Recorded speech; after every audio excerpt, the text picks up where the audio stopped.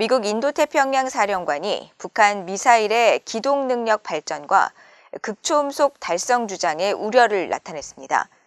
주한 미군 사령관은 북한 미사일 체계 일부가 핵 역량을 염두에 두고 있다면서 통합 억지 등 준비 태세를 강조했습니다.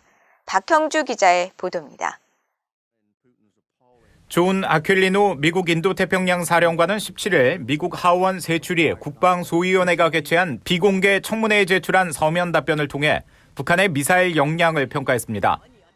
아퀼리노 사령관은 북한의 극초음속 미사일 개발 등 미사일 역량 향상이 미국의 방어 조치를 복잡하게 할 것이라면서 김정은이 탄도미사일과 핵 프로그램 개발로 북한의 재래식 전략 군사 역량을 계속 증진하고 있다고 지적했습니다.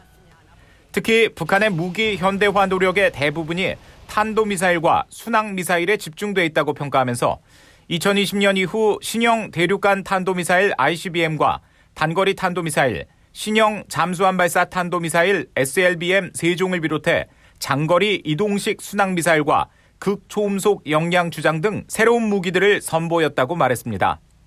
이어 김정은 위원장이 2021년 소형화, 경량화된 전술용 핵무기와 미국 본토 타격 역량을 갖춘 이동수단 구축을 다짐했다고 지적했습니다. 또 유엔과 국제원자력기구 IAEA가 지난해 말까지 북한의 핵물질 농축과 생산활동 가능성을 제기했다면서 이런 활동은 확대된 핵실험과 무기화 프로그램을 지원할 수 있다고 지적하고 북한의 핵과 탄도미사일 위협은 정권을 보존하고 외교적 양보를 얻어내며 국제적인 주목을 얻기 위한 목적이라고 평가했습니다.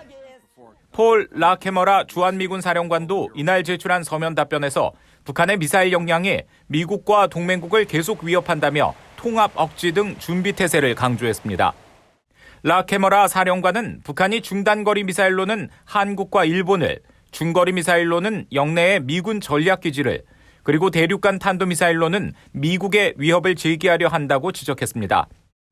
특히 올해 초부터 북한이 더 나은 기동성과 개량 탄두를 갖춘 시스템을 포함해 전례가 없는 양의 미사일을 발사했다며 이들 시스템의 일부는 핵 역량을 염두에 뒀다고 추정해야 한다고 경고했습니다. 또 북한이 한반도와 우리 동맹, 인도태평양 영내 파트너들, 그리고 우리의 공동 안보 이익을 위협하는 역량에 대한 연구와 개발, 시험을 중단했다는 어떤 징후도 보지 못했다고 지적했습니다.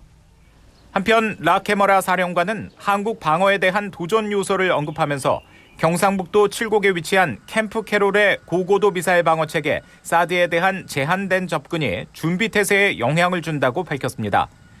그러면서 제한된 접근은 시스템 역량 유지와 장병 훈련, 업그레이드 등의 중요한 현장 건설 프로젝트의 속도를 늦춘다면서 이런 모든 것들이 사드 운용과 함께 한국 국민과 군인, 미군 방어 등을 위한 동맹의 역량을 저해한다고 지적했습니다. VOA 뉴스 박형주입니다.